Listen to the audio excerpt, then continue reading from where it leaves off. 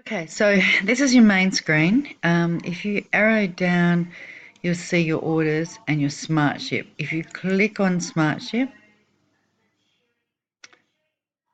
it'll come up with this screen. Underneath should be a button that says Manage SmartShip. If you click on that, it'll come up and it will show you what's in your order. Now, if you want to change it, you can go over here and edit it. If you want to view it, you can view it. Now, if you don't have a SmartShip set up and this won't come up, I believe if you go over here to where it says orders and click orders and click on manage SmartShip, it'll also bring up the same box, which I think it's done because I'm already up.